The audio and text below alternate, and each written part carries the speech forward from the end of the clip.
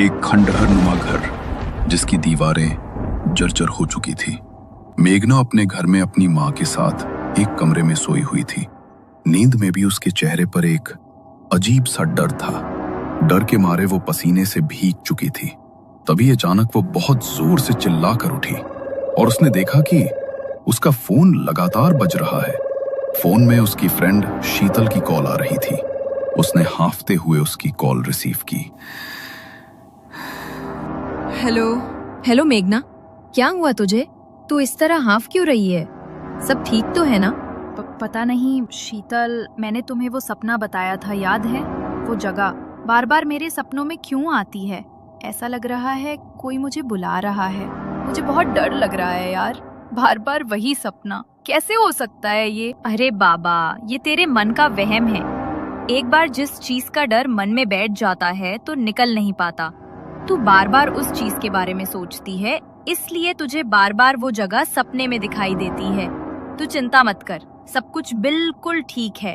और मैंने तुझे इसलिए कॉल की थी कि आज शाम को हम घूमने जा रहे हैं, तो चुपचाप हमारे साथ आ जाना। अरे लेकिन माँ को अकेले छोड़कर कैसे आऊँ? तुझे तो पता है ना माँ की हालत के बारे में। हाँ बाबा, पता है, लेकिन एक दिन के लिए मैनेज कर लेना। अपनी पड़ोस वाली आंटी को बोल दे, एक दिन के लिए वो आंटी का ध्यान रख लेंगी। वो भी तो बहुत बार अपने बेटे को तेरे पास छोड़कर जाती हैं। अच्छा ठीक है, शाम को मिलते हैं। शाम को मेघना अपने दोस्तों के साथ घूमने के लिए निकल गई। विक्की, समीर, नैतिक, शीतल और मेघना, पांचों दोस्त अपनी गाड़ी में एंजॉय करते हुए मेहरगढ़ की ओर निकल गए। मगर मेघना का मन अभी भी बेचैन था। अरे बाबा, क्या हो गया है तुझे? आज तो हम ट्रिप के लिए जा रहे हैं, तब भी तो खुश नहीं है। किस लिए इतनी परेशान है? कुछ नहीं यार, लेकिन कुछ अजीब सा लग रहा है, जैसे कोई तो अनहोनी होने वाली है। कोई तो है जो मुझ पर नजर रखे हुए है। अरे यार, तू क्या देखने लगी है आजकल, जो तेरा दिमाग ऐसा हो गया है? थोड़ी कम भूतिया नॉवेल्स पढ़ा कर तो तेरा दिमाग थोड़ा ठिकाने रहेगा। पता नहीं कैसी अजीब अजीब बातें सोचती रहती है। रात को रोड बिल्कुल खाली था, तो समीर फुल स्पीड में गाड़ी भगा रहा था। तभी अचानक रास्ते पर उसकी गाड़ी बंद पड़ गई। अरे यार, अब ये गाड़ी कैसे बंद पड़ गई? पिछले हफ्ते ही तो सर्विसिंग कराई थी इसकी, टैंक भी फुल है। रुक, मैं देखता हूँ, तू जल्दी से टॉर्च लेकर आ। समीर ने टॉर्च निकाली और विकी ने गाड़ी को चेक किया तो गाड़ी का इंजन पूरी तरह गर्म हो चुका था और अंदर की तार भी जल चुकी थी। अरे यार, तार भी जल गई। अब तो जब तक मैकेनिक इसे आकर ठीक नहीं करेगा तब तक ये स्टार्ट नहीं होगी। और मुझे लगता नहीं कि इस टाइम यहाँ पर कोई मैकेनिक मिलेगा। पूरा खेत और जंगल का इलाका है ये। आज रात बिताने के लिए आसपास कोई जगह देखनी होगी। शायद खेत के बीच कोई झोपड़ी वगैरह बनी हुई हो। बताओ, अब तुम लोग क्या करना है? गाड़ी के अंदर बैठकर ही पूरी रात बितानी है या रुकने के लिए कोई जगह ढूंढनी है? रुकने के लिए कोई जगह ही ढूंढनी पड़ेगी, क्योंकि आधी रात को इस तरह रास्ते के बीच गाड़ी के अंदर रुकना भी सेफ नहीं है। गाइस, ये इस जगह को मैं जानती हूँ। ये वही जगह है यार जो मेरे सपने में आती है, और जो महल मुझे दिखाई देता है वो भी यहाँ पर है। मुझे बहुत डर लग रहा है यार। ओह कम ऑन यार मेघना, तू कहाँ सपने को रियलिटी से जोड़ रही है? ऐसा कुछ भी नहीं है। देख तो, पूरा खेत और जंगल का इलाका है ये। यहाँ पर कहाँ तेरा वो महल आएगा?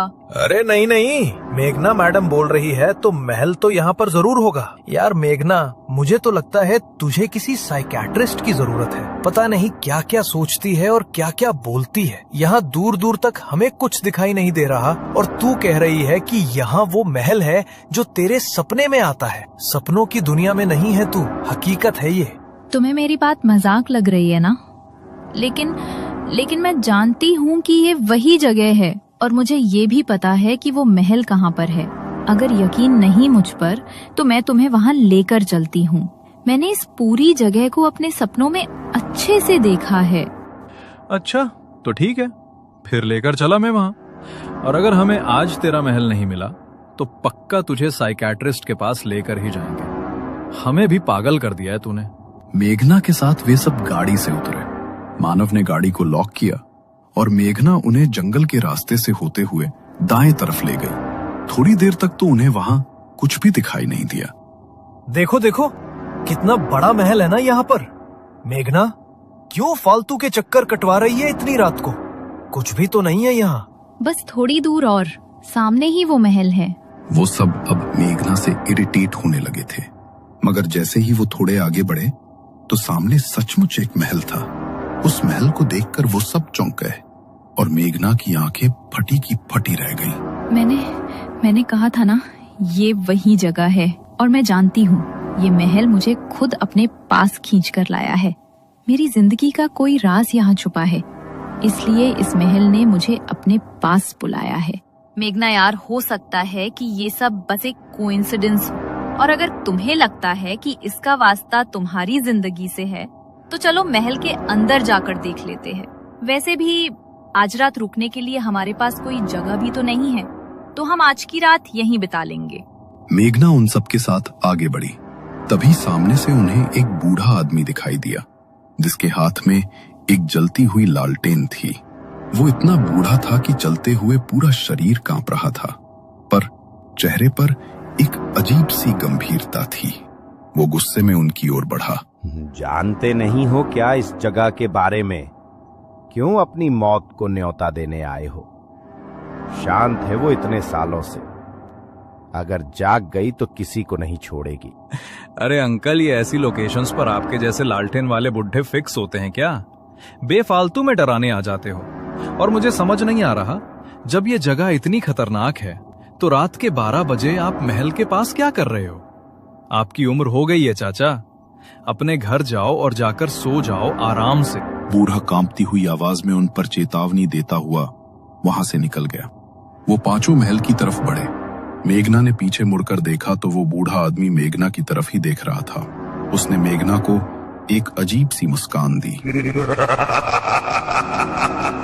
वो मुस्कान मेघना को और भयभीत कर गई। वे पांचों अब महल के दरवाजे पर पहुंचे। दरवाजे पर ढेर सारे ताबीज बंधे हुए थे। ये ताबीज ऐसा लगता है जैसे किसी शक्ति को अंदर रोक कर रखने के लिए इन्हें बांधा गया है। अरे यार, अब तो जो भी हो, इन ताबीजों को तोड़कर ही अंदर जाना पड़ेगा, वरना तेरे सपने की सच्चाई कैसे पता चलेगी कि किसने तुझे यहाँ बुलाया है। समीर ने बिना कुछ सोचे समझे उन ताबीजों को तोड़ दिया। उसने महल का दरवाजा खोला। वो जैसे ही महल के अंदर पहुंचे तो वहां घुप अंधेरा था। विक्की ने अपने बैग से टॉर्च निकालकर उसे जलाया तो महल में हर तरफ जाले लगे हुए थे और पूरा महल मानो धूल की चादर में लिपटा हुआ था। हर तरफ से एक अजीब सी किरकिर की आवाज गूंज रही थी। तभी विक्की ने टॉर्च को दूसरी दिशा में घुमाया और तभी एक चमगादड़ों का झुंड आकर उनके ऊपर झपट पड़ा।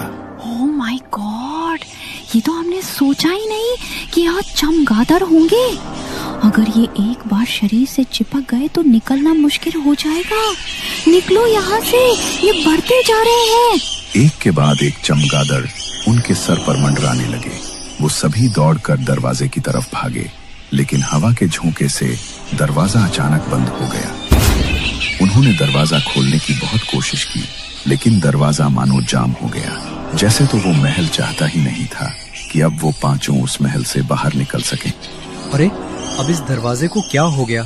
खुले क्यों नहीं रहा? कहीं तू हमें सच में भूतिया महल में तो नहीं ले आई? पता नहीं यार, पर यहाँ कुछ तो अजीब सा महसूस हो रहा है मुझे।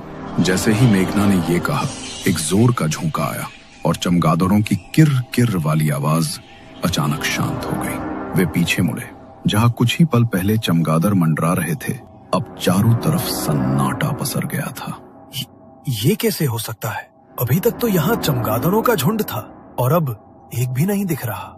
जितनी जल्दी हो हमें यहाँ से निकलना होगा। पुराने महलों में आने जाने के लिए काफी सारे दरवाजे होते थे। इस दरवाजे के अलावा भी यहाँ बाहर जाने के लायक कोई ना कोई दूसरा दरवाजा जरूर होगा। हमें वो ढूंढना होगा। मुझे नहीं लगता कि अब हमें यहाँ से बाहर निकलने के लिए कोई दरवाजा मिलेगा। मुझे तो लगता है हम इस महल के जाल में फंस गए हैं और अब ये महल हमें यहाँ से बाहर निकलने नहीं देगा। मेघना, तू पहले रोना बंद कर और शुभ शुभ बोल। एक तो हम सब पहले ही तुम्हारे सपने से इतने ज्यादा डरे हुए हैं और तुम हमें अपनी बातों से और डरा रही हो। वो सभी दूसरा दरवाजा ढूंढने के लिए पीछे की तरफ जाने लगे। तभी उन्हें वहां पर घुंघरुओं की आवाज सुनाई दी, जैसे तो कोई अपने पैरों में घुंघरू पहने उनकी ओर ही बढ़ता हुआ आ रहा हो। वो आवाज धीरे धीरे बढ़ने लगी और चारों तरफ से वो आवाज उनके कानों में गूंजने लगी। अचानक फिर से चमगादड़ों ने उनके ऊपर हमला कर दिया और खुद को बचाने के लिए वो सभी इधर उधर भागने लगे।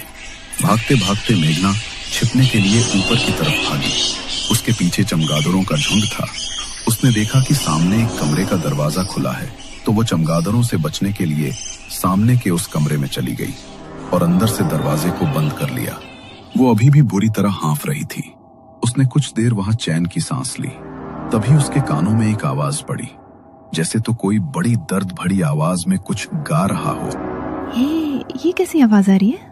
ये गाने की आवाज तो मुझे मेरे सपने में भी सुनाई देती है, जैसे कोई बहुत दर्द में हो। लेकिन मेरे अलावा यहाँ पर और कौन है? कहीं कोई आत्मा तो नहीं? या कहीं ये चारों ही तो मुझे डराने की कोशिश नहीं कर रहे? शीतल, विकी, समीर, नैतिक, तुम लोग मुझे डराने की कोशिश कर रहे हो ना? देखो प्लीज अपना मजाक बंद करो, मुझे सच में डर लग रहा है। मेघना को उसकी बात का कोई जवाब नहीं मिला। तभी उसे कमरे में घुंघरू की आवाज सुनाई दी। उसने पलट कर देखा तो कमरे की खिड़की बड़ी ही तेज आवाज के साथ खुली। कमरे के अंदर जैसे ही चांद की हल्की रोशनी पड़ी तो दूसरी तरफ एक परछाई उभरी, बिखरे बाल और नृत्य करती हुई एक स्त्री। उस परछाई को देखकर मेघना मानो उसकी ओर ही खिंचती चली गई। मेघना ने कमरे में अंदर की तरफ बढ़कर देखा तो एक बड़ी ही खूबसूरत नर्तकी के कपड़े पहनी एक औरत उसकी ओर पीठ करके खूब सुंदर नृत्य कर रही थी। उसके घुंघरू की आवाज और संगीत की धुन उस पूरे कमरे में गूंज रही थी। मेघना एक टकटकी लगाकर बस उसे ही देखे जा रही थी। तभी अचानक उसने नृत्य करना बंद कर दिया और अचानक वो मेघना की तरफ पलटी। उसका चेहरा बेहद भयानक था। आंखों की पुतलियां पलटकर ऊपर को हो चुकी थी और चेहरे का मांस गलकर उसके भीतर कीड़े रेंग रहे थे। शरीर पर भी हर जगह कीड़े लिपटकर उसके सड़े हुए मांस को खा रहे थे। उसका इतना भयानक चेहरा देखकर मेघना की चीख निकल गई। वो औरत अचानक से मेघना के ऊपर झपटी, मगर इससे पहले वो उसे कुछ नुकसान पहुंचा पाती, अचानक से कमरे का दरवाजा खुला और वो औरत कहीं गायब हो गई। मेघना ने देखा तो उसके दोस्त भागते हुए उसके पास आ रहे थे। उन्हें देखकर उसका मन कुछ शांत हुआ और वो जल्दी से उठी। अच्छा हुआ तुम मिल रही हमें, ये जगह बहुत खतरनाक है। तुम सच कह रही थी, कुछ तो अजीब है इस जगह में, मगर पता नहीं तुम्हारे सपने से इसका क्या वास्ता है। उठो और जल्दी चलो यहाँ से। नैतिक ने मेघना का हाथ पकड़ा और वो पांचों वहां से नीचे की तरफ भागे। बाहर जाने का दरवाजा अभी भी खुलने का नाम नहीं ले रहा था, मगर उन सब ने मिलकर जोर लगाया तो दरवाजा खुल गया। वो जल्दी से भागकर अपनी गाड़ी में बैठ गए। पहले उनकी जो गाड़ी स्टार्ट नहीं हो रही थी वो अब एक बार में ही स्टार्ट हो गई। उसी वक्त वो लोग वहां से निकल गए, मगर वहां से निकलने के बाद भी मेघना के चेहरे पर एक अजीब सा डर था। वो बहुत बुरी तरह सहमी हुई थी। मैं जानती हूँ मेघना कि तुम्हारे सपनों का आज हकीकत से सामना हुआ है। ये तो हम भी नहीं समझ पा रहे कि ऐसा कैसे हो सकता है, लेकिन तुम डरो मत, हम वहाँ से वापस आ गए हैं। प्लीज तुम रिलैक्स हो जाओ। मेघना ने शीतल की तरफ देखा, मगर उसकी बात का उसने कोई जवाब नहीं दिया। वो लोग पहले ही 6 घंटे की ड्राइव करके वहां पहुंचे थे और वापस आते हुए भी उन्हें गाड़ी चलाते हुए लगभग 4 घंटे बीत चुके थे। सुबह की हल्की हल्की रोशनी होने लगी थी। तभी समीर में एक ढाबे के पास अपनी गाड़ी रोकी। यार बहुत भूख लग रही है, चलो कुछ खा लेते हैं। वैसे भी कल रात से दिमाग खराब चल रहा है मेरा। अरे तो अभी भी क्यों बुत बनकर बैठी है? जो बीत गया सो बीत गया, चलो खाना खाने चलते हैं, मुझे तो बहुत भूख लगी है। उनके कहने पर मेघना गाड़ी से उतर गई, लेकिन उसके चेहरे पर कोई भाव नहीं था। वो ढाबे के अंदर जाकर खाने के लिए बैठे। टेबल पर खाना सर्व हुआ। मेघना के सामने पानी का भरा गिलास रखा था। उसने जैसे ही उसके अंदर देखा तो उसमें उसे उसी औरत की परछाई दिखाई दी जो पीछे से उसकी ओर झपट रही थी। ये देखकर मेघना ने उस गिलास को उठाकर दूर फेंक दिया और जोर जोर से चिल्लाने लगी। उसका पूरा शरीर कांपने लगा और पसीने से भीग गया। उसकी ऐसी हालत देखकर उसके दोस्त भी बुरी तरह घबरा गए। वो मुझे मार डालेगी। वो यहाँ तक मेरे पीछे आ गई है। मुझे उससे बचा लो, वो मुझे मार डालेगी। कोई तुम्हें नुकसान नहीं पहुंचाएगा मेघना, यहाँ कोई नहीं है। प्लीज डरना बंद करो। कल जो हुआ उसे भूल जाओ। हम सब तुम्हारे साथ हैं, तुम्हें कुछ नहीं होगा। गाइस प्लीज चलते हैं यहाँ से। मेघना की हालत देखो। मेघना की हालत देखकर वो सब वहां से निकल गए। सबसे पहले उन्होंने मेघना को उसके घर ड्रॉप किया। मेघना की बीमार माँ अपने बिस्तर पर लेटी सोई हुई थी। मेघना ने अपनी माँ और अपने बंजर घर की हालत देखी तो परेशान होकर चारपाई पर बैठ गई। समझ नहीं आता ये कैसी जिंदगी दी है भगवान ने मुझे। पैदा हुई तो पापा को छीन लिया और जब से होश संभाला तब से माँ को इस चारपाई पर ही देखा। पता नहीं माँ कभी ठीक हो पाएंगी या नहीं। मैंने कौन से बुरे कर्म किए होंगे कि माँ को इतना दुख सहना पड़ा। और कल रात जो हुआ उसके बाद तो मेरा मन और ज्यादा घबरा रहा है। मेघना की आवाज सुनते ही उसकी माँ की नींद टूट गई। वे धीरे धीरे अपने बिस्तर से उठी और लड़खड़ाती आवाज में मेघना को पुकारने लगी। आ गई तू, जरा मुझे एक गिलास पानी दे दे। मेघना ने सहारा देकर अपनी माँ को उठाया और उसे पानी पिलाया। उसकी माँ की हालत इतनी खराब थी कि पानी पीते हुए भी आधा पानी उनके मुंह से नीचे गिर रहा था। मेघना हर रोज अपनी माँ की हालत देखकर रोने लगती थी। ना तो इतने सालों से उसकी माँ की हालत में कोई सुधार आया था और ना ही भगवान उन्हें अपने पास बुलाता था। अपनी माँ का दुख देखकर मेघना हर दिन तड़पती थी।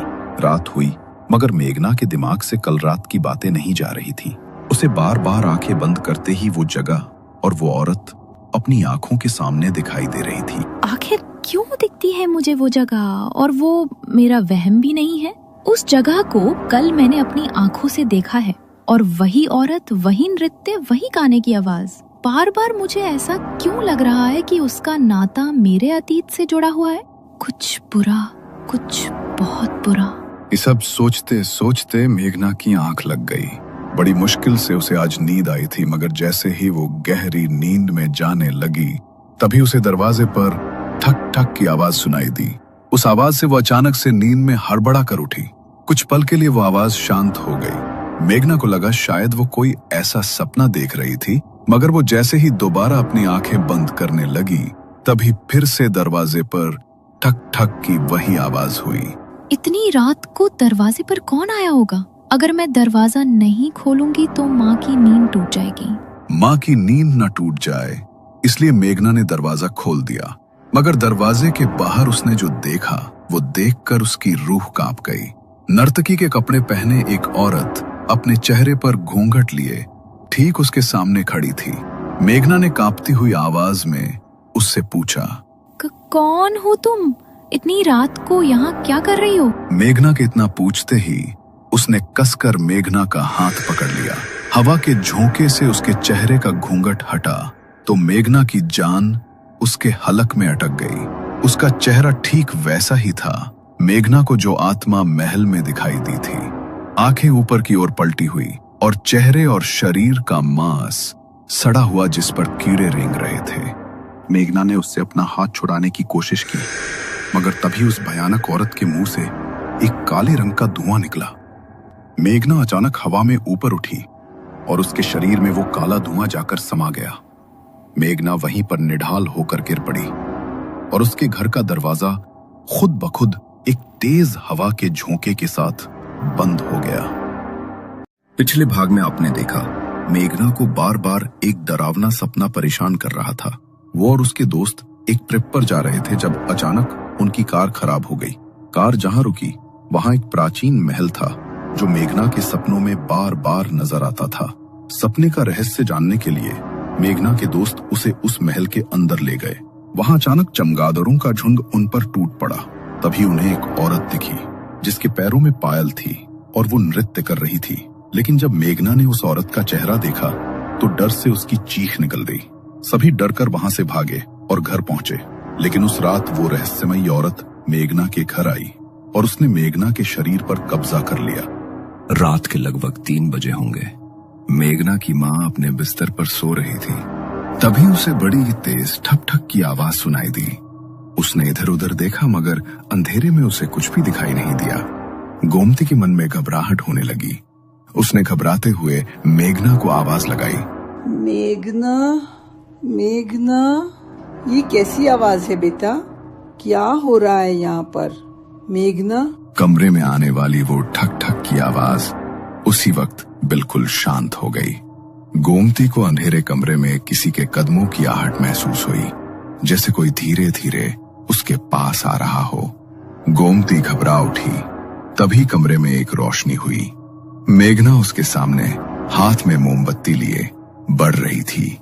जैसे ही मोमबत्ती की रोशनी मेघना के चेहरे पर पड़ी, गोमती की रूह कांप उठी। मेघना का पूरा माथा खून से भरा था और वो किसी डायन की तरह हंस रही थी। उसने अपने मुंह पर उंगली रखी और हंसते हुए माँ को चुप रहने का इशारा किया। मेघना, ये क्या हुआ तुम्हें बेटा? और ये चोट कैसे लग गई? आजा बेटा, तेरे माथे पर पट्टी बांध देती हूँ। गोमती ने दुपट्टा लिया और मेघना के माथे का खून साफ करने लगी, मगर मेघना ने अचानक उसके हाथ से दुपट्टा झटक कर दूर फेंक दिया और अपने हाथ पांव मरोड़ने लगी। गोमती उस नजारे को देख बुरी तरह डर गई। मेघना, होश में आ मेरी बच्ची। ये तो क्या कर रही है? मेघना ने गुस्से से भरी नजरों से अपनी माँ की ओर देखा। उसकी आंखों में आग सी जल रही थी। उसने अपने हाथ पैरों को अजीब तरह से मरोड़ा, जैसे कोई बेकाबू ताकत उसे खींच रही हो। धीरे धीरे वो अपने हाथ पैरों के बल उल्टी चलती हुई अपने बिस्तर तक पहुंची, मानो कोई अनजानी ताकत उसका साथ दे रही हो। दीवार की ओर मुंह करके वो बैठ गई और दबी रहस्यमयी आवाज में किसी से बात करने लगी। गोमती को यकीन हो गया था कि मेघना के साथ कुछ भयानक हुआ है, फिर भी उसने कुछ नहीं कहा। चुपचाप भगवान का नाम जपते हुए वो अपने बिस्तर पर लेट गई। उसका मन डर और प्रार्थना से भरा हुआ था। अगली सुबह जब गोमती की आंख खुली तो उसने देखा कि मेघना अभी भी अपने बिस्तर पर लेटी थी, बिल्कुल बेजान सी। मेघना बेटा, तेरी तबीयत तो ठीक है ना? और तेरे माथे की वो चोट? गोमती की पुकार से मेघना की नींद टूटी। उसने धीरे से आंखें खोली और अपनी माँ की ओर देखा। उसकी आंखों के नीचे गहरे काले गड्ढे बन गए थे और उसका चेहरा पूरी तरह सफेद पड़ चुका था, मानो किसी ने उसके शरीर का सारा खून चूस लिया हो। उसके माथे की चोट में कीड़े रेंग रहे थे, जो देखकर गोमती का दिल दहल गया।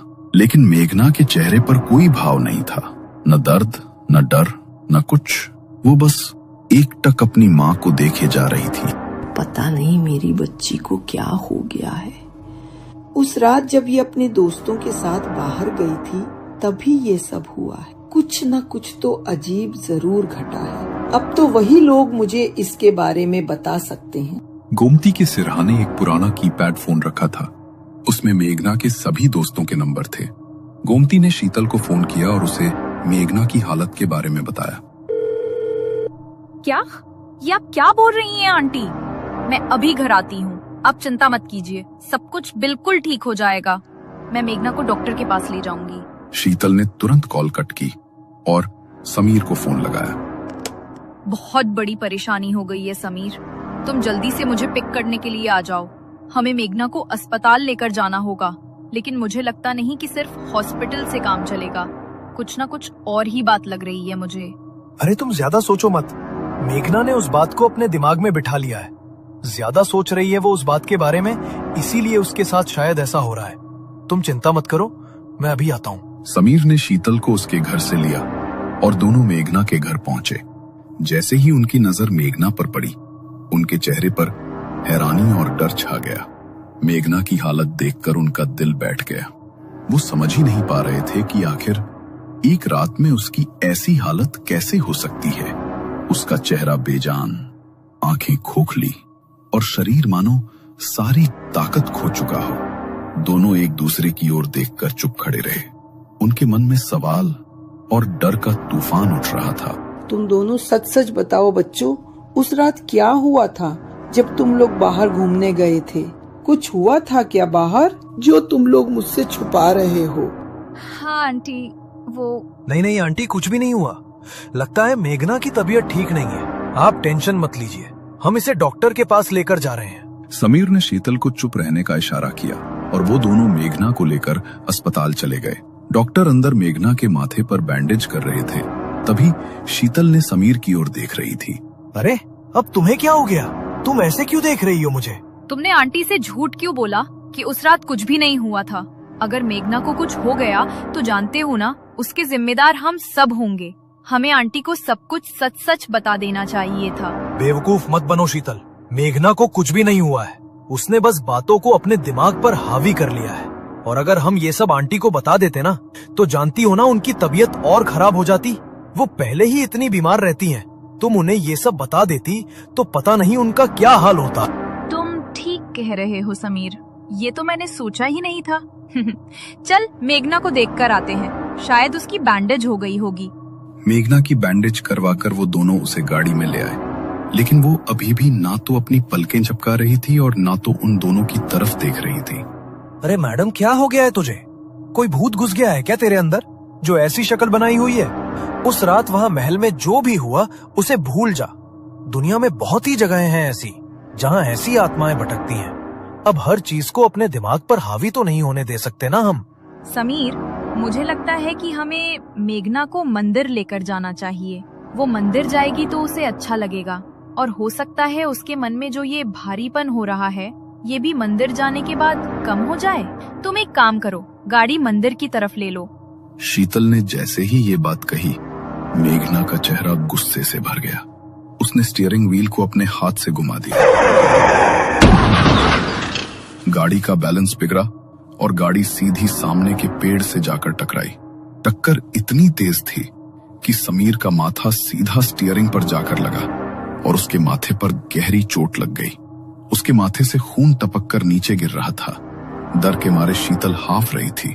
मेघना पीछे बैठी शीतल की तरफ मुड़ी और उसकी गर्दन को उसने अपने दोनों हाथों में जकड़ लिया।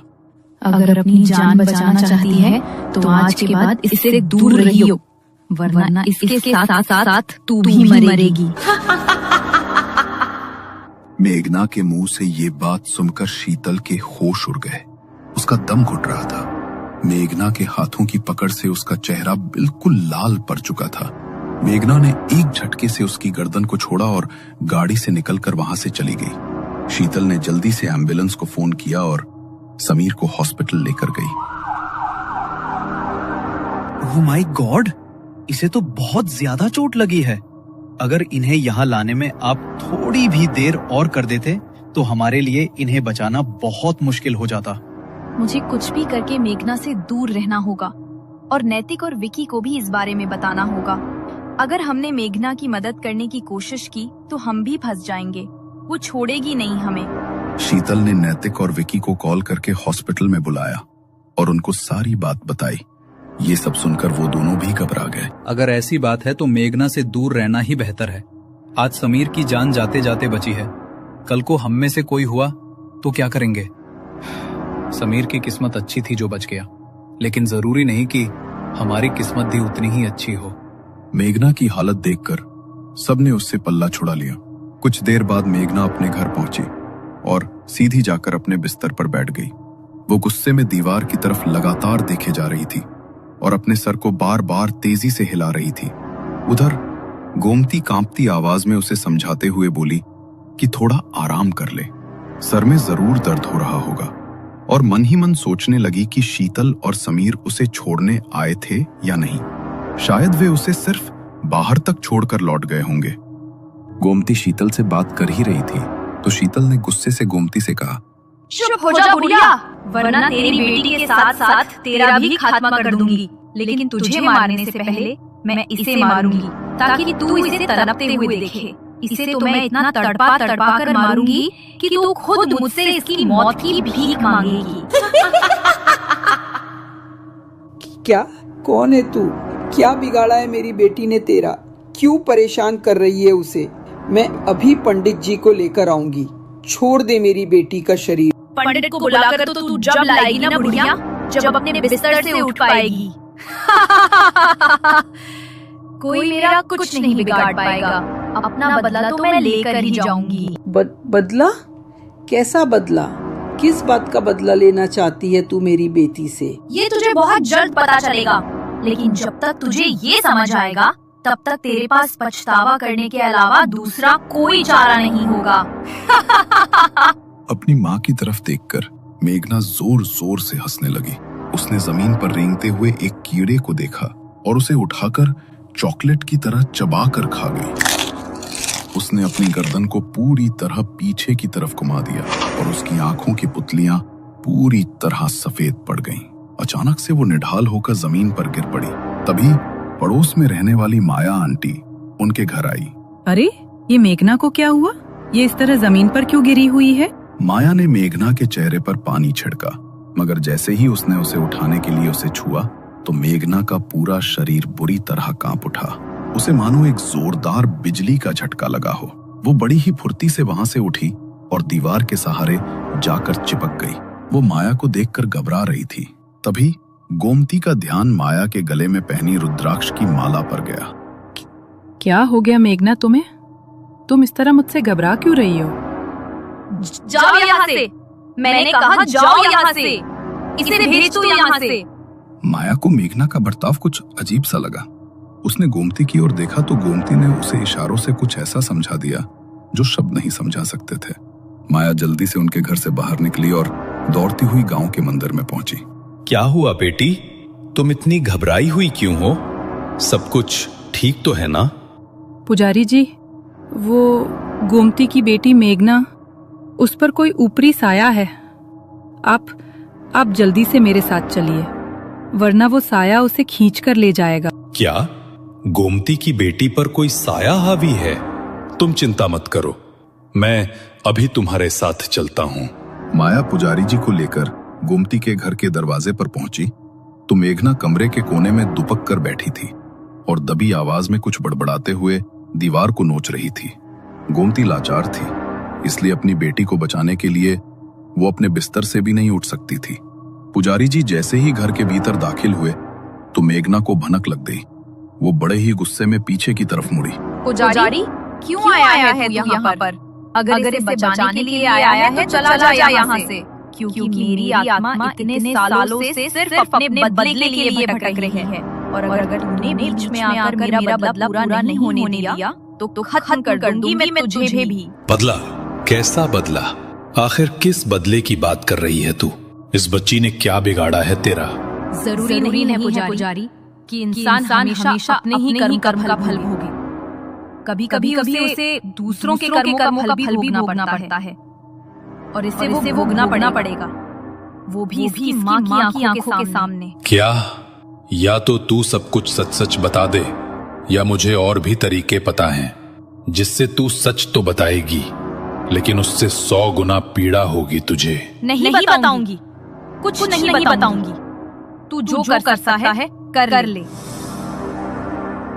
पुजारी जी ने अपने हाथ में पकड़े कमंडल से जल निकाला और मेघना के ऊपर छिड़क दिया। जल का स्पर्श पाते ही मेघना बुरी तरह चिल्ला उठी। तभी पुजारी जी ने अभिमंत्रित विभूति से मेघना के चारों तरफ एक घेरा बना दिया। ये तो ठीक कर रहा पुजारी। तू इस तरह से इसे बचा नहीं सकता। अगर तू आज इसे मुझसे बचा भी लगा तो कल मैं फिर इसके ऊपर हावी होंगी, क्योंकि मेरी आत्मा मुक्त नहीं होने वाली। मेरी आत्मा सालों से इंसाफ के लिए भटक रही है, अपने बदले के लिए भटक रही है। तू मुझे भटकाने की कोशिश मत कर, मैं तेरी इन बातों में आने वाला नहीं हूँ। तुझे तो मैं मुक्त कराकर ही रहूंगा। तुझ जैसी मैली आत्माएं मुक्ति के मार्ग को ठुकरा देती हैं, लेकिन ईश्वर के आगे तो तुझे झुकना ही पड़ेगा। जब तक मेरा बदला पूरा नहीं होगा मैं मुक्ति को स्वीकार नहीं करूंगी। पुजारी, गलत इंसान का साथ मत दे, वरना खुद भी पाप का भागी बनेगा। पुजारी बड़े ही ध्यान से उसकी बातें सुन रहा था। उसने वहां पर यज्ञ कुंड जलाया। यज्ञ कुंड में अग्नि प्रज्वलित होते ही मेघना का शरीर बुरी तरह तड़पने लगा। वो जोर जोर से चीखने लगी। एक बार को वह आत्मा उसके शरीर से बाहर निकलती, मगर फिर वापस उसके शरीर में प्रवेश कर जाती। लगभग 2 घंटे लगातार वहां पर पुजारी जी ने यज्ञ किया, मगर यज्ञ पूर्ण होने के बाद भी वह उस आत्मा को मेघना के शरीर से नहीं निकाल पाए। मेघना का शरीर कमजोर पड़ गया, इसलिए वह बेहोश होकर वहीं गिर पड़ी। ऐसा नहीं हो सकता, ये संभव नहीं है कि यज्ञ के पूर्ण होने के बाद भी कोई आत्मा किसी के शरीर को ना छोड़े। ये आत्मा बिल्कुल पक्का इरादा करके आई है। ठीक कहा था इसने कि ये मुक्त नहीं होने वाली। ये जब तक अपना बदला पूरा नहीं कर लेगी तब तक मुक्ति के मार्ग पर आगे नहीं बढ़ेगी। गोमती अपनी बेटी की हालत देखकर रो रही थी और पुजारी जी से कह रही थी, आखिर किस बात का बदला चाहिए इसे? मेरी बेटी ने क्या बिगाड़ा है इसका? मेरी बेटी तो कभी एक मच्छर भी नहीं मार सकती, तो किसी इंसान का क्या बिगाड़ेगी? तभी पुजारी ने गोमती से कहा, लगता है तुमने उसकी बातें ध्यान से सुनी नहीं गोमती। तुम्हारी बेटी अपने किए का फल नहीं भोग रही। जरूर इसके पीछे तुम्हारा या तुम्हारे पूर्वजों का कोई श्राप है, जो वो शक्ति अब तुम्हारी बेटी पर हावी हो रही है। याद करो, शायद तुम्हें कुछ याद आ जाए, क्योंकि जब तक हमें पता नहीं चलता कि ये आत्मा किसकी है, तब तक अब हम चाहकर भी कुछ नहीं कर सकते। मैं बस इतना कर सकता हूं कि तुम्हारी बेटी को एक रक्षा सूत्र दे सकता हूं, मगर वो जैसे ही उसके शरीर से अलग होगा, वो आत्मा फिर उसके ऊपर हावी हो जाएगी। पुजारी जी ने मेघना की कलाई पर एक रक्षा सूत्र बांध दिया और वहां से चले गए। माया ने मेघना को उसके बिस्तर पर लेटा दिया था। देर रात का वक्त था। गोमती अपने बिस्तर पर लेटी हुई थी, मगर मेघना के बारे में सोच सोचकर उसे नींद नहीं आ रही थी। तभी उसका ध्यान सामने की दीवार पर पड़ा। दरवाजे के ऊपर बने रोशनदान से सामने की दीवार पर हल्की रोशनी पड़ रही थी। उसी हल्की रोशनी में एक परछाई उभरी, एक नर्तकी की परछाई जो रात के पहर नृत्य कर रही थी। उसके पैर में बंधे घुंघरू और गाने की आवाज जैसे ही गोमती के कानों में पड़ी तो डर के मारे उसकी आंखें खुली की खुली रह गई। तुम? डर के मारे गोमती का हलक सूख गया। नर्तकी के कपड़े पहने एक औरत उसके सामने खड़ी थी, जिसके चेहरे का मांस बुरी तरह फटा हुआ था और उसके भीतर कीड़े रेंग रहे थे। आंखों की पुतलियां सफेद होकर बाहर को आ चुकी थी। उसने एक टक मेघना की ओर देखा और मेघना के हाथ में बंधा वो रक्षा सूत्र वहीं खुलकर गिर गया। उसी समय वो आत्मा फिर से मेघना के शरीर के भीतर प्रवेश कर गई और मेघना ने अपनी गर्दन पीछे की तरफ मरोड़कर भयानक तरीके से मुस्कुराते हुए अपनी मां को देखा।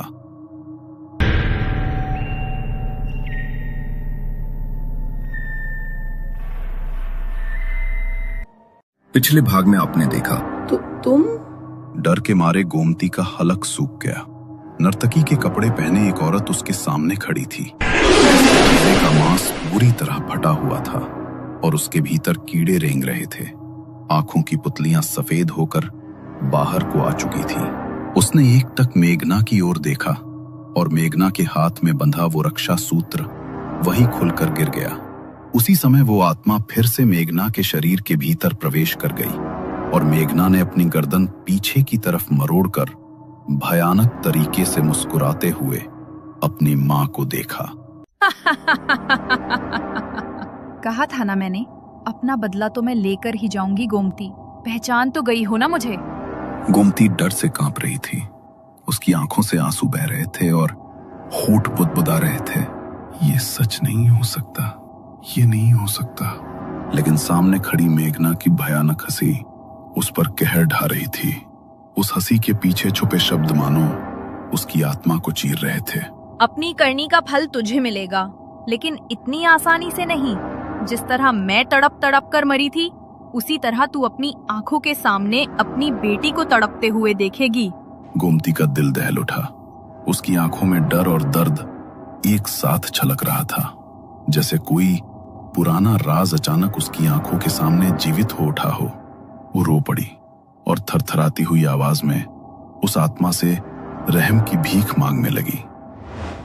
वो बार बार यही कह रही थी कि चाहे तो मेरी जान ले लो, लेकिन मेरी बच्ची को छोड़ दो।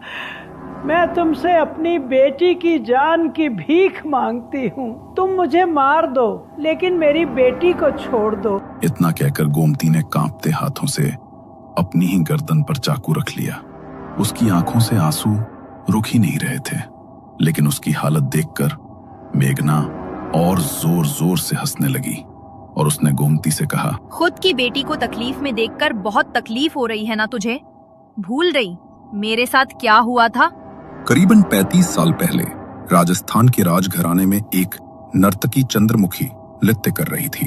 राजा जी एक टक बस चंद्रमुखी को नृत्य करते हुए देख रहे थे और रानी की नजरें राजा जी पर ही टिकी थी। चंद्रमुखी के लिए राजा की आंखों में जो भाव थे वे रानी को स्पष्ट समझ आ रहे थे। इस नर्तकी चंद्रमुखी के इरादे मैं अच्छी तरह समझ रही हूँ।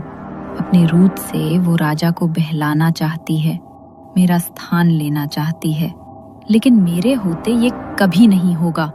मैं ऐसा होने नहीं दूंगी। रात के पहर चंद्रमुखी राजमहल से अपने घर के लिए निकल रही थी। तभी पीछे से किसी ने उसके कंधे पर हाथ रखा। वो घबरा कर पीछे मुड़ी तो उसके पीछे राजा जी खड़े थे। राजा जी, आप? डरो मत चंद्रमुखी। तुम्हारे लिए मैं ये नए घुंघरू लेकर आया था। तुम्हारे पांव में बंधे घुंघरू बहुत सुंदर लगते हैं, सोचा तुम्हें भेंट कर दूं। परंतु राजा जी, इसकी क्या जरूरत है? रख लो चंद्रमुखी, प्यार से दे रहा हूं। राजा जी की भेंट को वैसे भी कोई कभी अस्वीकार नहीं करता। राजा जी अक्सर सबको भेंट दिया करते थे, इसलिए चंद्रमुखी ने सीधी सरल भाव से वो घुंघरू ले लिए। पर खिड़की पर खड़ी रानी ये सब देख रही थी और ये देखकर उसका खून खौल उठा। ये चंद्रमुखी अपनी हरकतों से ऐसे बाज आने वाली नहीं है। पता नहीं कौन सा जादू कर दिया है इसने राजा जी पर कि राजा जी इतने मेहरबान हुए जा रहे हैं। अपनी खूबसूरती से इसने राजा जी को अपने जाल में फंसा लिया है। इसी कारण अब राजा जी मेरी तरफ नहीं देखते। इसका मैं ऐसा हाल करूंगी कि खुद को कभी आईने में देख भी ना पाए। राजा के महल में वापस आने के बाद रानी चुपके से चंद्रमुखी के पीछे गई और उसका रास्ता रोक लिया। रानी सा, आप इतनी रात को यहाँ पर? सच सच बताओ, आखिर चाहती क्या हो तुम? इरादे क्या है तुम्हारे? तुम जानती हो ना, गर्भ से भी हैं हम। राजा का अंश पल रहा है हमारे अंदर। मैं कुछ समझी नहीं रानी सा, आप किस बारे में बात कर रही हैं? तुम मेरी बातों को बहुत अच्छे से समझ रही हो। ज्यादा ना समझ बनने का नाटक मत करो, समझी? मेरे पति पर, राजा जी पर अपनी नजरें टिकाई हुई हो तुम। अपने रूप से उनका ध्यान अपनी तरफ खींचना चाहती हो, मेरी जगह लेना चाहती हो। लेकिन एक बात की गांठ बांध लेना कि मेरे जीते जी ऐसा कभी नहीं होगा। अगर फिर से राजा जी को बहलाने की कोशिश भी की तो उसके ऊपर अफसोस करोगी तुम। बस बहुत हो गया रानी सा। अगर मैं कुछ कह नहीं रही हूँ तो इसका मतलब ये नहीं है कि आप कुछ भी बोलती जाएंगी। मैं बस आपके महल में नृत्य करने आती हूँ क्योंकि मेरे घर में मेरी माँ के अलावा और कोई नहीं है और उसके लिए पैसा कमाना मेरी जिम्मेदारी है। आप जैसा सोच रही हैं, मेरे मन में वैसा कुछ भी नहीं है। चंद्रमुखी की बातें सुनकर रानी का गुस्सा और बढ़ गया। वो छिपते हुए रात को महल में दाखिल हुई, मगर पूरी रात उसे नींद नहीं आई। इसी तरह पूरी रात गुजरी। अगले रोज जब चंद्रमुखी महल में नृत्य करने आई तो रानी उस कमरे में गई जहां चंद्रमुखी अपने नृत्य के वस्त्र बदला करती थी। रानी ने चंद्रमुखी के दुपट्टे से उसके कुछ टूटे हुए बाल उठा लिए। आधी रात को वो महल के एक सुनसान कमरे में गई। कमरे के बीचों बीच एक दीपक जलाया और उसके इर्द गिर्द 4 दीपकों से एक घेरा बना दिया। रानी ने कुछ मंत्रों का उच्चारण शुरू किया और अपने हाथ में एक काले रंग की गुड़िया पकड़ी। चंद्रमुखी के बालों को उसने गुड़िया पर लपेट दिया और फिर उसके भीतर कीलें गाड़ दी। अब तू देख कैसे तेरा ये सुंदर रूप किसी मुर्दे की तरह हो जाएगा। राजा जी को बहकाने चली थी ना, तेरा तो अब वो हाल होगा कि तड़प तड़प कर अपनी मौत मांगेगी तू। रानी ने काले कपड़े से अपना चेहरा ढक लिया। वो चुपके से महल के पिछले दरवाजे से बाहर निकली और सीधे चंद्रमुखी के घर की ओर बढ़ी। महल से थोड़ी ही दूर चंद्रमुखी का एक टूटा फूटा छोटा सा मकान था। रानी ने उसके घर के पिछले हिस्से की मिट्टी खोदी और उस बुढ़िया को वहां गाड़ दिया। सबसे छिपकर कुछ देर बाद वो वापस महल लौटी और अपने कक्ष में आकर सो गई। ऐसा क्या हो गया तुझे? कल रात तक तो तेरी तबीयत बिल्कुल ठीक थी, अचानक से क्या हो गया तुझे? देखूं जरा, कहीं बुखार तो नहीं हो गया? विमला ने चंद्रमुखी के माथे को छूकर देखा तो उसका माथा बिल्कुल गर्म भट्टी की तरह तप रहा था। विमला ने कई दिन तक वैद्य जी से चंद्रमुखी का इलाज करवाया, मगर उसकी हालत में कोई सुधार नहीं आया, बल्कि दिन ब दिन उसकी हालत और भी खराब होती चली गई। उसकी आंखों के नीचे गहरे काले गड्ढे पड़ गए थे। उसका शरीर सूखी लकड़ी की तरह हो चुका था। चंद्रमुखी, जो कभी अपनी खूबसूरती के लिए जानी जाती थी, अब इतनी बदसूरत हो गई थी कि खुद को भी आईने में नहीं देख पा रही थी। और जब उसने हिम्मत करके आईने में झांका तो अपने ही रूप को देखकर उसकी आंखों से आंसू फूट पड़े। वो जमीन पर बैठी थी, चेहरा दोनों हाथों में छिपाए, और लगातार रोए जा रही थी। उसके आंसू रुकने का नाम नहीं ले रहे थे। चेहरा सूज चुका था, आंखें लाल हो चुकी थीं। उसके शरीर में जैसे सारी ताकत खत्म हो गई थी। सांसें भारी और आवाज कांपती हुई। वो कभी अपने चेहरे को छूती, कभी आईने की तरफ देखती, फिर सिर झुकाकर सिसकने लगती। ऐसा लग रहा था जैसे भीतर कोई गहरी आग जल रही हो जो उसे अंदर से खा रही थी। उसकी त्वचा तप रही थी और पूरे शरीर में दर्द की लहरें उठ रही थीं, और लगातार वो भगवान से अपने मौत की दुआ मांग रही थी।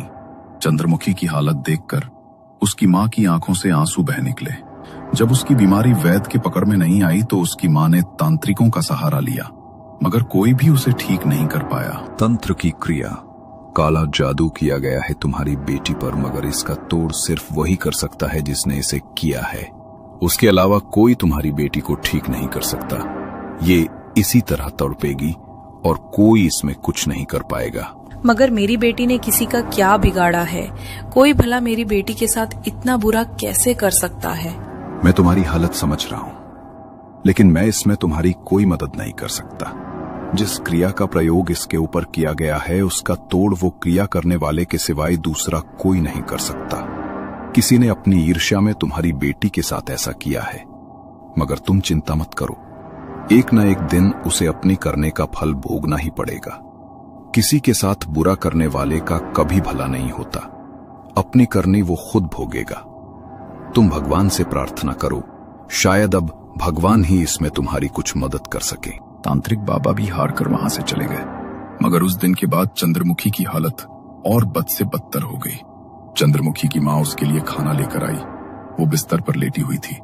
उसकी मां ने उसे उठाने के लिए अपने हाथ का सहारा दिया, तो उसकी मां ने अपने हाथ पर कुछ महसूस किया।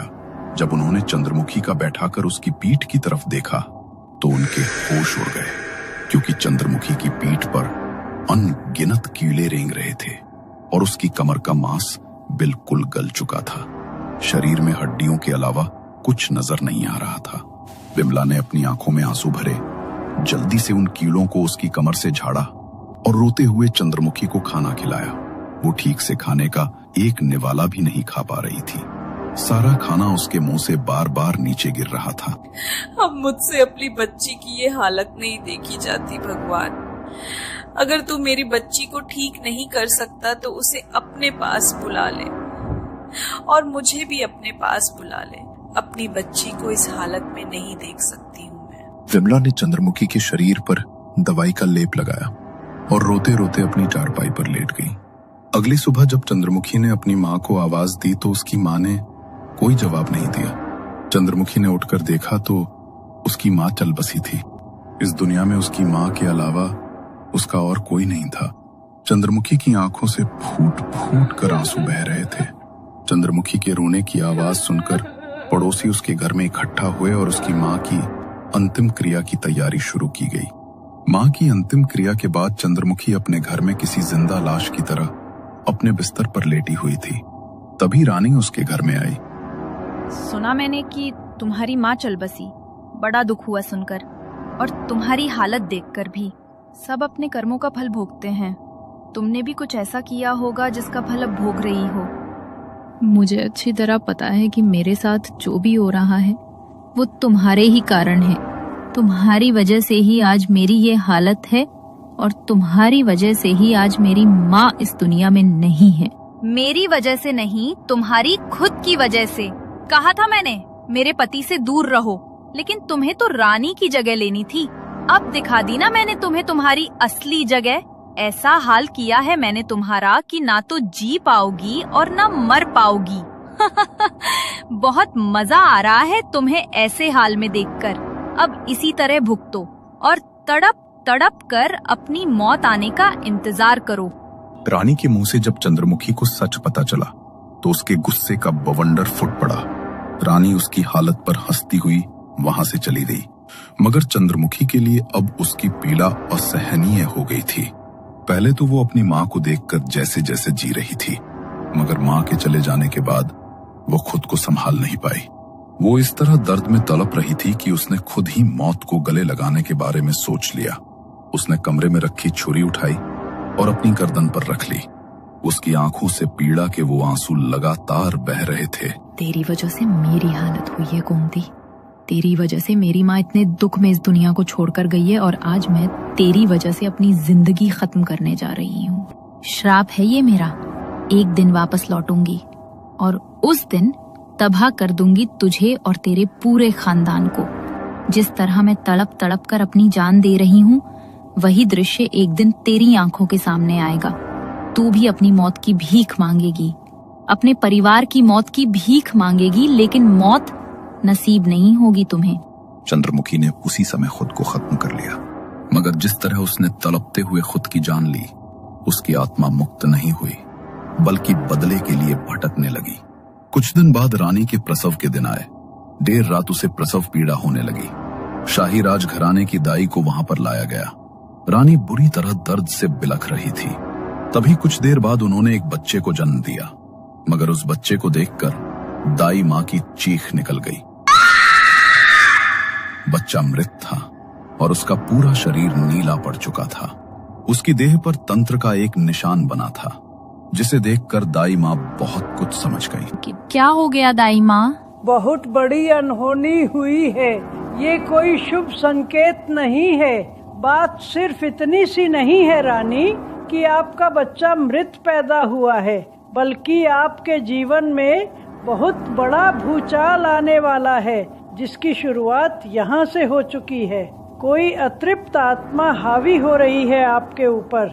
आपका वंश नहीं बढ़ने देगी वो। किसी बाबा को बुलाकर अपना इलाज करवा लीजिए, वरना सब खत्म हो जाएगा। ये आप क्या कह रही हैं दाई माँ? मैं बिल्कुल ठीक कह रही हूँ। झाड़ फूक करवा लीजिए, वरना परिणाम अच्छा नहीं होगा रानी सा।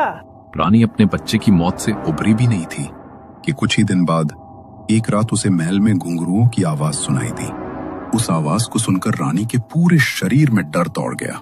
वह पसीने से भीग चुकी थी और भय से उसका पूरा शरीर कांप रहा था। वो घबराते हुए उठी, मगर जैसे ही उसने सामने की ओर देखा, उसके होश उड़ गए। चंद्रमुखी ठीक उसके सामने खड़ी थी। उसका शरीर हड्डियों का ढांचा बन चुका था, चेहरा बुरी तरह सड़ चुका था और वो भयानक तरीके से हंसते हुए रानी की ओर बढ़ रही थी। उसे देखकर रानी अपने कदम पीछे करने लगी, लेकिन लड़खड़ाकर जमीन पर गिर पड़ी। चंद्रमुखी की आत्मा उसके ऊपर झपट पड़ी। रानी जोर से चीखी। उसकी चीख से पूरा महल गूंज उठा। उसकी आवाज सुनकर राजा की आंख खुल गई। राजा दौड़कर आया और रानी को बिस्तर पर बैठाया। क्या हुआ तुम्हें? तुम नीचे कैसे गिर गई? और तुम चिल्ला क्यों रही थी? तुम ठीक तो हो ना? नहीं, वो आई थी। वो मुझे मारने के लिए आई थी। उसने मेरे बच्चे को भी मार डाला था। अब वो मुझे भी नहीं छोड़ेगी। कौन? किसने तुम्हारे बच्चे को मार डाला?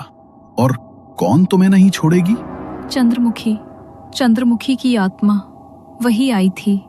आप तांत्रिक बाबा को बुलाइए, वरना वो किसी को नहीं छोड़ेगी। क्या? चंद्रमुखी की आत्मा? मगर वो तुम्हें परेशान क्यों करेगी? मला तुमने उसका क्या बिगाड़ा है? डर के मारे रानी ने अपने मुंह से एक शब्द भी नहीं बोला। वो रात जैसे तैसे कट गई। अगले दिन राजा ने एक तांत्रिक को महल में बुलाया। सांझ होते ही तांत्रिक ने महल में एक घेरा बनाया और घेरे के भीतर अग्नि प्रज्वलित करके बैठ गया। उसने कुछ मंत्र पढ़ते हुए चंद्रमुखी की आत्मा को वहां आने का न्योता दिया। तभी रानी का शरीर जोर जोर से कांपने लगा और वह जोर जोर से हंसने लगी। रहने दे तांत्रिक, तू मेरा कुछ नहीं बिगाड़ पाएगा। इसने जो कर किया है उसका फल इसे भोगना पड़ेगा। इसकी वजह से मेरी माँ और मैं तड़प कर मरे हैं। इसे भी मैं चैन से जीने नहीं दूंगी। न इसके वंश को आगे बढ़ने दूंगी, न इन दोनों को जीने दूंगी। ये आत्मा बहुत खतरनाक हो चुकी है राजा जी। इसे मैं मुक्ति नहीं दिला सकता। इसका कुछ और निवारण करना होगा। तू मेरा कुछ नहीं बिगाड़ पाएगा तांत्रिक। अपना बदला मैं जरूर पूरा करूंगी। तांत्रिक ने सभी को महल के बाहर खड़ा कर दिया और रानी को अपने मंत्रों की शक्ति से महल की चौखट पर खड़ा कर दिया। वह लगातार मंत्रों का उच्चारण करते जा रहे थे और रानी के शरीर पर भभूति छिड़कते जा रहे थे। रानी के भीतर चंद्रमुखी की आत्मा जोर जोर से चिल्ला रही थी। तांत्रिक ने महल के चारों ओर भभूति से एक चौकोर घेरा बना दिया। कुछ देर की क्रिया के बाद उन्होंने रानी के शरीर पर गंगा जल का छिड़काव किया। महल के बाहर बने घेरे के कारण चंद्रमुखी की आत्मा महल से बाहर नहीं निकल सकी और गंगा जल के स्पर्श से वह रानी के शरीर के भीतर टिक भी नहीं सकी। इसलिए उसे रानी का शरीर छोड़कर महल के भीतर प्रवेश करना पड़ा। उसी समय रानी का शरीर कमजोरी से निढाल होकर महल के बाहर गिर पड़ा। मौके का लाभ उठाकर तांत्रिक ने महल का दरवाजा बंद कर दिया और उस पर अभिमंत्रित ताबीज और धागे बांध दिए ताकि चंद्रमुखी की आत्मा हमेशा के लिए महल के भीतर कैद रह जाए। मैंने मंत्रों की शक्ति से उसकी आत्मा को महल के भीतर कैद कर दिया है। अभी के अभी इस महल को छोड़कर यहाँ से चले जाओ और इतना दूर जाओ कि कभी यहाँ वापस ना आ सको। ये दरवाजे अब हमेशा के लिए बंद हैं। यदि कभी ये खुल गए तो वे तुम्हारे विनाश का कारण बनेंगे। चले जाओ, अभी चले जाओ। राजा के पास अब कोई दूसरा चारा नहीं बचा था। वह रानी को लेकर दूर एक छोटे से गांव में जाकर बस गया। चंद्रमुखी की आत्मा भले ही महल में कैद कर दी गई थी, लेकिन उसके श्राप से राजा दरिद्र हो गया। ना उसके पास धन रहा, ना ही कोई संपत्ति। समय बीतता गया। रानी ने 7 संतानों को जन्म दिया, लेकिन हर बार संतान जन्म लेने के कुछ ही समय बाद चल बसती। हर नई उम्मीद के साथ एक नई त्रासदी जुड़ती चली गई। 11 साल बाद रानी ने एक बेटी को जन्म दिया, मगर उसी क्षण राजा की मृत्यु हो गई। उस दिन के बाद से रानी मानो श्रापित हो गई थी। धीरे धीरे वही स्थिति रानी गोमती की होने लगी जो कभी चंद्रमुखी की थी। उसकी आंखों में वही खालीपन, वही डर, वही छाया थी। साल बीत गए। उसकी बेटी मेघना बड़ी हो गई। एक दिन खेलते खेलते या शायद किसी अदृश्य ताकत के खिंचाव में मेघना अपने दोस्तों के साथ उसी पुराने महल तक पहुंच गई। वही महल जिसे तांत्रिक मंत्रों की शक्ति से बंद कर गया था। ऐसा लग रहा था मानो वो दरवाजा उसी का इंतजार कर रहा हो। जैसे ही उसने वो दरवाजा खोला, मौत का खेल शुरू हो गया।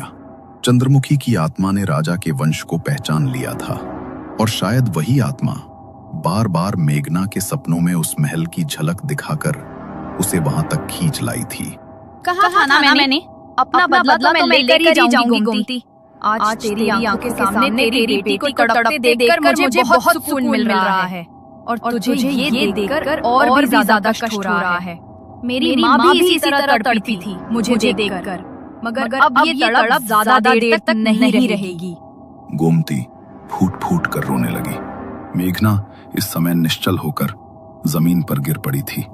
अगली सुबह जब उसकी आंखें खुली तो उसने देखा कि उसका शरीर अब हड्डियों का ढांचा बन चुका है। उसके चेहरे की सारी खूबसूरती गायब हो चुकी थी। मांस गलकर जगह जगह लटक गया था और गर्दन पर कीड़े रेंग रहे थे। पूरे शरीर में असहनीय पीड़ा दौड़ रही थी। वो अपनी ये हालत देख नहीं पा रही थी और ना ही उस दर्द को सह पा रही थी। धीरे धीरे वो भी चंद्रमुखी की तरह लाचार और टूटी हुई हो चुकी थी। कांपते हुए उसने पास पड़ी छुरी उठाई और अपनी गर्दन पर रख ली। उसे ऐसा करते देख गोमती चीख उठी। वो अपने बेटी के जान की भिख मांग रही थी, लेकिन चंद्रमुखी गोमती की हालत देखकर उस पर जोर जोर से हंस रही थी। माँ, मैं अब और सहन नहीं कर सकती। अब और बर्दाश्त नहीं होता। ये दर्द, ये पीड़ा असहनीय है। मुझसे अब और नहीं झेला जा रहा। इसलिए अपनी जान देने के सिवा अब कोई और रास्ता नहीं बचा है मेरे पास। गोमती की आंखों के सामने ही मेघना ने अपनी जान दे दी। गोमती के किए कर्मों का फल आज उसकी बेटी को भोगना पड़ा। ये सब देखकर वो टूट गई। अपने भीतर की आग और पछतावे को और नहीं रोक सकी। उसने कांपते हाथों से पास रखा छुरा उठाया और अगले ही पल सब कुछ खामोश हो गया। उस दिन चंद्रमुखी का बदला पूरा हुआ। उसकी आत्मा अब मुक्त हो चुकी थी, लेकिन मेघना और गोमती की आत्माएं अब न जाने कितने युगों तक वहीं भटकती रहेंगी। उस पुराने महल में, अपने मोक्ष की प्रतीक्षा में।